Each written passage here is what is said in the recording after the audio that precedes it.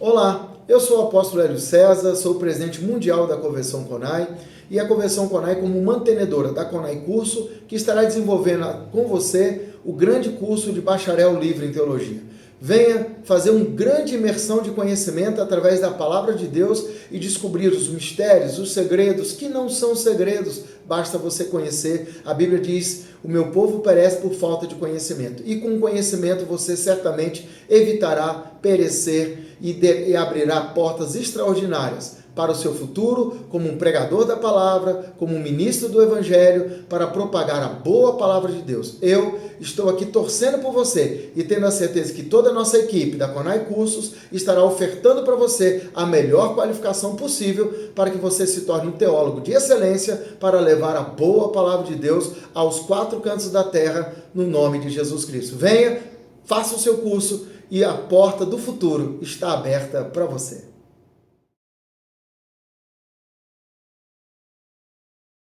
Alguém tem dúvida sobre o tópico que nós falamos anteriormente? Não. Podemos entrar aqui na classificação angelical? Vamos lá. O que significa isso? A classificação angelical se divide em duas classes distintas: os anjos bons e os anjos maus. Os anjos caídos e os anjos que estão na presença de Deus. Mudam só as nomenclaturas, mas o sentido é o mesmo. Vejamos. Anjos bons, vamos começar pelos anjos bons, tá? Pelos anjos que estão na presença de Deus. Guiam e guardam os crentes, de acordo com a ordem de Deus. Próximo. Ministram ao povo de Deus. Hebreu 1:14. Sempre eles agem de acordo com a determinação e a ordem do Criador, de Deus, tá? Tem alguma dúvida? Tranquilo, né? Continuando.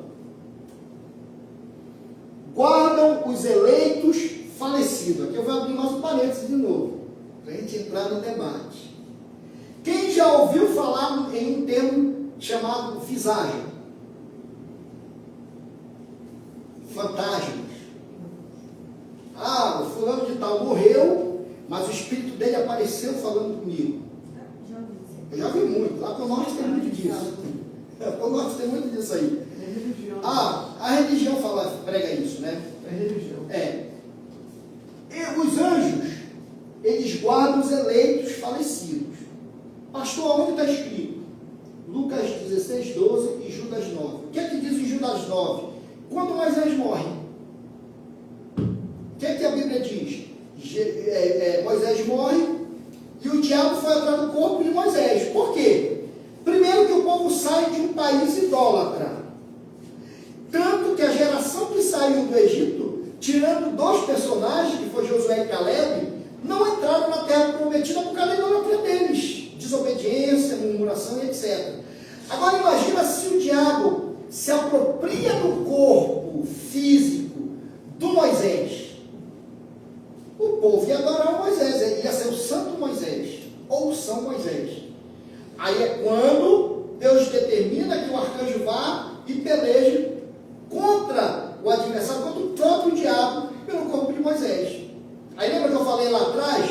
O anjo não ousou expulsar o capeta pelo seu nome. Pelo contrário, ele disse: o nome do Senhor te repreenda, e venceu. Então, todos aqueles que dormem em Cristo, lá em Lucas fala da parábola do rico e do Lázaro, do pobre, um no seio de Abraão e outro no céu, que é o lugar de tormento, e não tem como passar de um lado para o outro, porque o próprio Jesus explica isso aí através dessa parábola, que na verdade não é uma parábola, que dentro da hermenêutica você vai aprender essas questões aí, muito bacana aí. Então o que acontece? Quem está em Cristo, que falece, ele não morreu. A matéria dele vai perecer ali na terra, etc, etc. Mas no arrebatamento da igreja, ele vai ressuscitar. Então ele tem que estar guardado. E quem é que vai guardar? Segundo o que nós entendemos, através de uma boa hermenêutica, os anjos guardam o corpo daqueles que dormem com Cristo, para que o adversário não pegue e fique fantasiando pessoas, como aconteceu lá no Antigo Testamento E acontece muito no Novo Testamento e nos dias de hoje.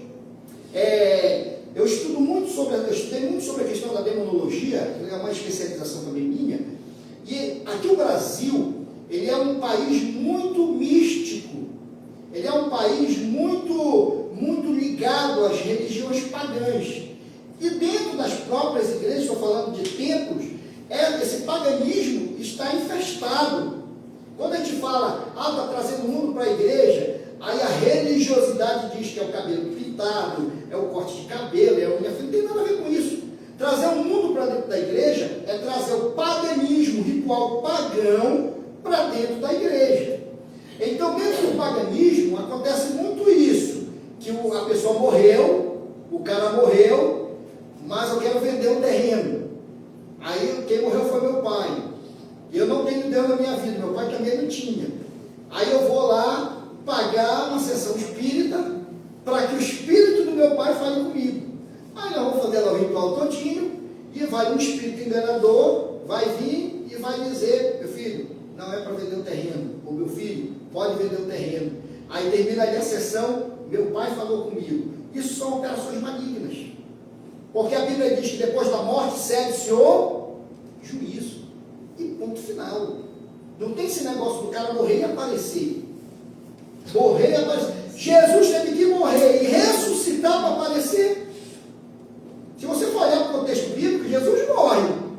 Só que a Bíblia diz que quando ele estava morto fisicamente, ele estava nas profundezas pelejando, desarmando as potências satânicas, as potestades malignas e tomando as chaves daquele que tinha império da morte. Ao terceiro dia, ele ressuscita, normalmente em carne e osso, e ainda ministra para os seus discípulos. Então não houve um espírito ali. Só que na hora que ele está nas profundezas, não houve um tremor, porque ele trouxe consigo todos os cativos que estavam oprimidos, que estavam aprisionados. A Bíblia diz que houve um terremoto e as pessoas viram o espírito daqueles que dormiam com Cristo caminhando entre eles, o que é isso? Um traslado de um mundo para o outro. Porque a igreja, ela vem de Cristo para cá. De Cristo para trás, é outra coisa menos igreja. Então nós vamos ter julgamento desde a época de Adão. Nós vamos ter julgamento. Aqueles que dormiram com Cristo, pelo menos na linha teológica, eu também acredito nessa linha teológica, que quando Jesus morre, de Cristo para Adão, quem morreu, que teve uma vida justa, foi os espíritos que ressuscitaram, que foram de um plano para o outro. O espiritismo trabalha exatamente esse lado para implantar a doutrina espírita. Só que, biblicamente, a gente sabe que morreu. Depois da morte, segue-se o juízo. Se o Satanás usa a imagem de alguém que morreu, provavelmente ele morreu sem Cristo. Porque, biblicamente, eles guardam os eleitos falecidos. O que aconteceu com Saul? Saul, a mesma coisa.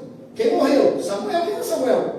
Um grande profeta. Eu costumo brincar quando eu ministro por aí que Samuel foi o único profeta chamado dormindo.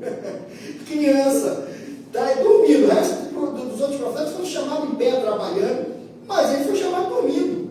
Um único profeta ainda. E criança ainda. E quem era Samuel? Um grande homem de Deus. E agora aparece um espírito imitando ele. Vocês estão entendendo?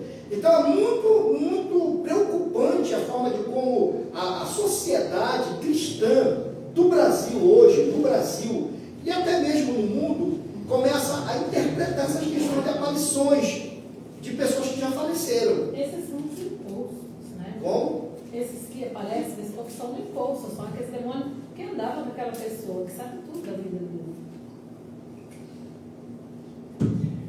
Primeiro eu tenho que entender o que é encosto. Isso é uma outra área que vocês vão aprender em demonologia. Eu espero estar por aqui para ministrar essa aula para vocês. Mas é uma outra questão aí. Nós estamos falando aqui de ações de anjos. Tá? E os anjos bons guardam os corpos dos eleitos falecidos. Eleitos, eu não estou falando de predestinação, estou falando dos eleitos, aqueles que morreram com Cristo. Amém? Amém. Posso passar para a próxima, senão a gente vai entrar em outro assunto? Vamos lá.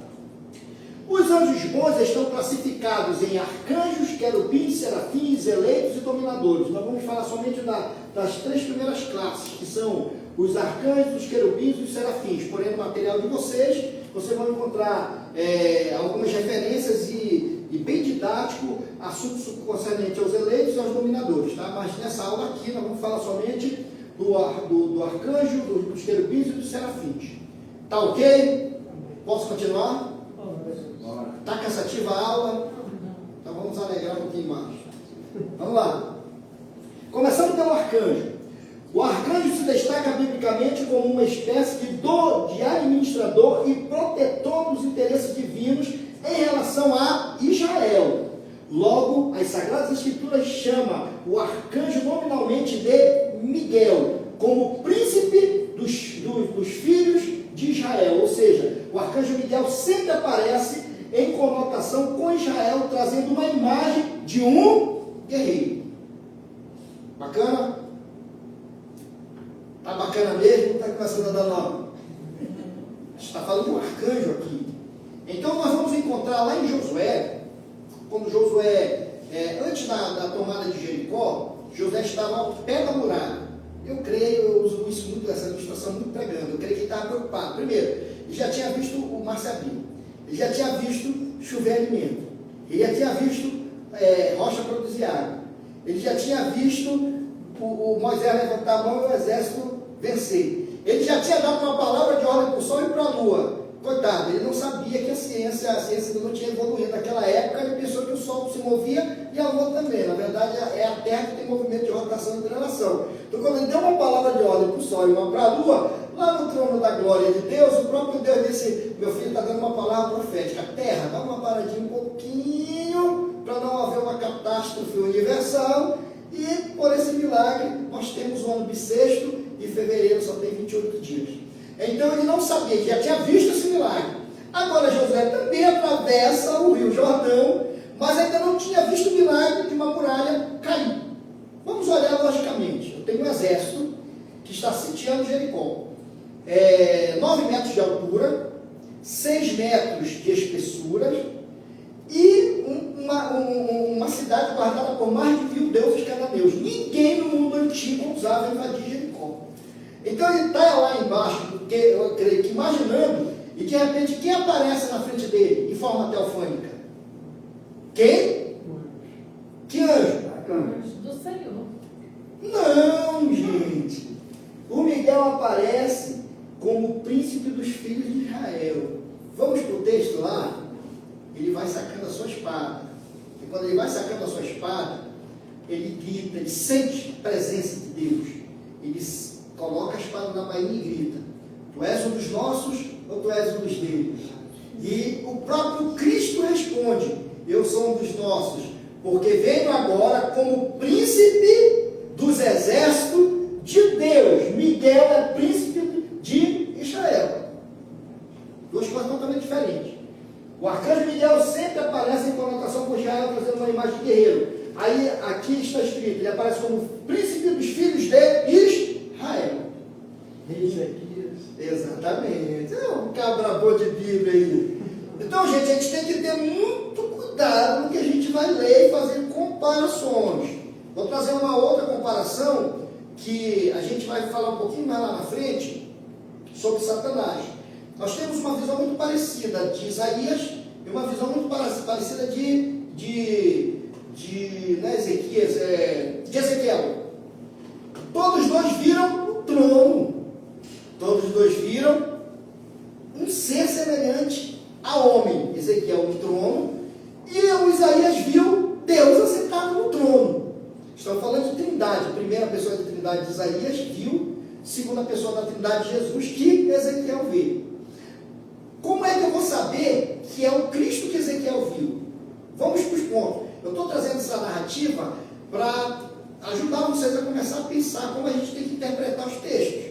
Vamos lá. A Bíblia diz que ele viu o firmamento, ele viu seres que se locomovendo, vamos falar desses seres daqui a pouco, e acima do firmamento tinha um trono, e sobre o trono estava assentado no trono um ser semelhante a homem. Toda vez no Antigo Testamento que Deus aparece em forma de homem, está se referindo a Jesus, Cristo de Nazaré. Aí Ezequiel diz que da cintura para cima resplandecia a sua glória, e da cintura para baixo resplandecia a sua glória. Pastor, ou apóstolo, como é que eu vou saber que era o Cristo?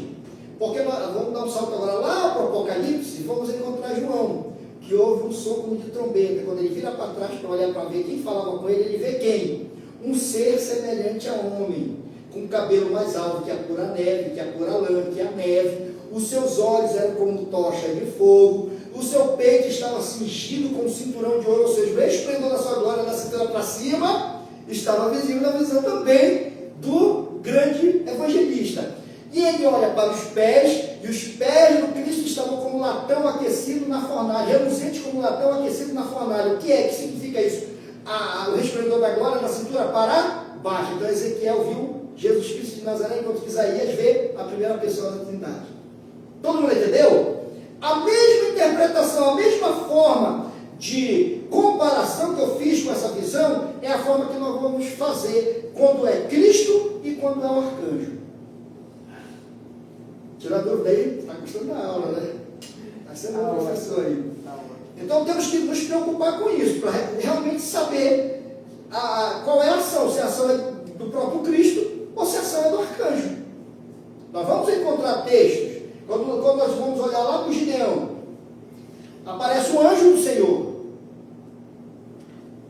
Só que não é um anjo, é o próprio Cristo.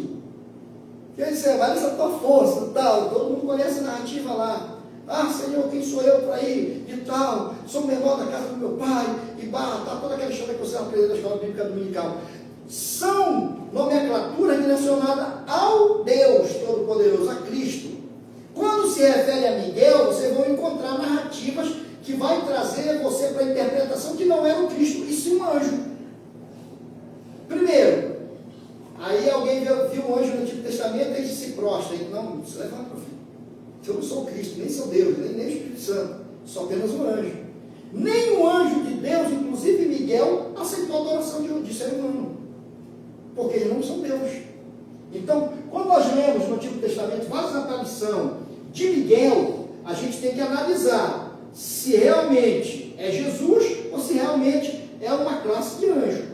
Então tem que ser muito bem analisado. Tem uma linha teológica que eu não concordo, mas eu tenho que citar para vocês, que acredita que o arcanjo é o próprio Cristo. Mas quando nós olhamos para a Bíblia Sagrada e para os textos no Antigo Testamento e no Novo Testamento, a gente descobre que são duas coisas totalmente diferentes. Um é o Criador e o outro é a criação. E ponto final. Amém? Podemos continuar? Está bem explicado? Ó, vocês são o meu termômetro. Se você não disser que está bem explicado, eu vou ter que melhorar mais. Senão a gente dá continuidade. Vamos lá. Próximo. Os querubins. No hebraico, era um ozinho que era ali no lugar do ave, que eu fiz tudo da pressa agora. No hebraico, o querubim tem o sentido de guardar, cobrir. Essa classe de anjos se destaca pela ligação que eles têm com o trono de Deus. E como guardiões, aparecem pela primeira vez em Gênesis, no Jardim do Éden. Toquei nesse assunto lá atrás. O Jardim do Éden para guardar a entrada que dava acesso à árvore da vida. E em Ezequiel 10, eles aparecem cheios de olhos e abaixo do trono de Deus. Logo, entendemos que os querubins guardam o acesso ao trono de Deus. Toda vez que nós vamos ver essa narrativa de Ezequiel, primeiro aparece o resplendor. O que é o resplendor? Uma nuvem incandescente, diferente das nuvens que todo mundo enxerga. Ezequiel estava caminhando às margens do rio Quebar, que significa abundante. Estava caminhando às margens do rio Quebar. De repente ele olha para o céu e vê uma nuvem diferente. Ele fita os olhos naquela nuvem e ele vê seres se locomovendo de um lado para o outro. E esses seres tinham rodas, tinham olhos, eram seres altamente arrepilantes, como diz o Gabriel. A inteligência artificial, na internet já viu alguma coisa muito interessante, como ela pinta essa classe de anjos. Então o que acontece? Estão abaixo do trono de Deus. Então, teologicamente, subtende-se que essa classe de anjo, elas guardam o acesso ao trono de Deus. Por isso que todas as vezes que a gente vê alguma narrativa, que só tem essa narrativa de Ezequiel, E alguns livros da literatura hebraica, a gente vai ouvir muito sobre essa classe de anjos, sempre eles vão estar guardando algo. Por isso que o significado da palavra ou do termo é guardar ou cobrir. Eles vão estar ali guardando algo. Pode ser o trono de Deus, o jardim do Éden, que a gente viu lá na frente, a narrativa fala que foi uma classe desses anjos, os querubins. Um querubim foi guardar a porta, o lugar que dava acesso à árvore da vida. E em Ezequiel nós encontramos explicitamente essa classe de anjo se locomovendo de um lado para o outro, guardando o acesso ao trono. E nesse trono estava sentado Jesus. Então temos que entender isso aí bem técnico mesmo, para que a gente não venha montar na nossa mente uma heresia ou um erro doutrinário. Tá? Vamos continuar aqui. Os serafins. A transliteração do vocábulo serafim significa, diga comigo, ardente, diga refulgente, ou brilhante, diga nobres, ou afogueados. Tá bonito, né? Está cheio de gente se intitulando um serafim. Estou só fogo hoje do Espírito. Só que quando a gente vai estudar a teologia, a gente entende que fogo representa ardente juízo de Deus, lapidação, fogo dói. Deus está derramando fogo neste ambiente. Se Deus derramar, vai morrer todo mundo. Então temos que ter muito cuidado concernente a isso. Então vamos falar um pouquinho aqui sobre essa classe de anjos. Essa classe de anjos aparece uma única vez na Bíblia, especificamente em Isaías, capítulo de número 6. Na visão de Isaías, os serafins possuíam asas. Eles estavam na presença de Deus. E o louvor desses serafins era dirigido à Trindade Santa. Vamos mastigar o texto.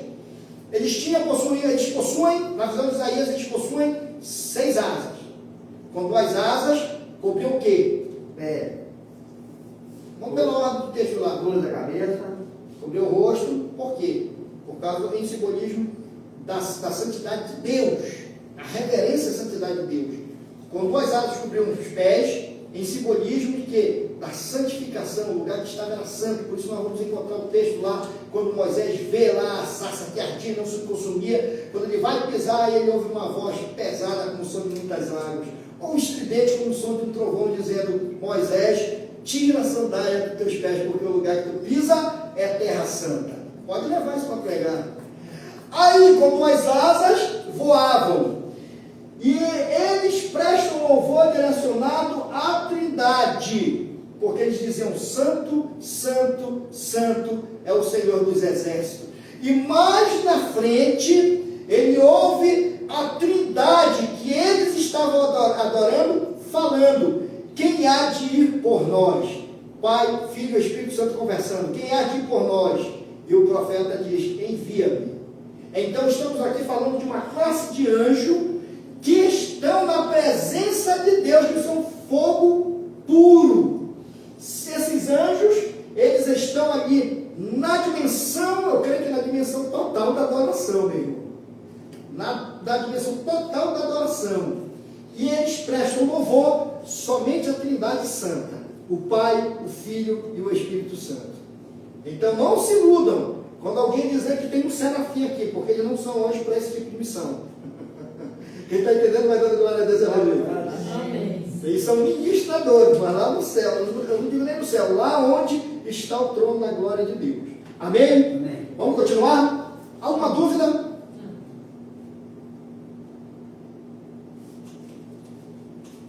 Está perguntando se eu quero uma pizza, né? Não quero falar. Vamos continuar, gente. Estamos falando de classe de anjos, tá? De forma bem superficial. Depois você vai pesquisar. Qualquer dúvida é só entrar em contato com o apóstolo Hélio, ele passa para a gente vai respondendo. Vamos agora para os anjos malvados. Os anjos maus, esses anjos têm o propósito de se oporem, vou corrigir isso aqui, e destruírem a obra de Deus e seus seguidores, e estão classificados em anjos aprisionados e anjos libertos. A palavra mal já traz a resposta, o significado. É aquele que propaga a maldade. Então, lá nós vamos ver mais lá na frente, quando Lúcifer foi expulso do céu, ele trouxe com ele uma terça parte dos anjos, ou seja, são os anjos que têm o corpo glorificado, que não perderam a sua essência, e os anjos caídos perderam a sua essência, perderam o corpo glorificado, continuam sendo anjos, mas sem o corpo glorificado.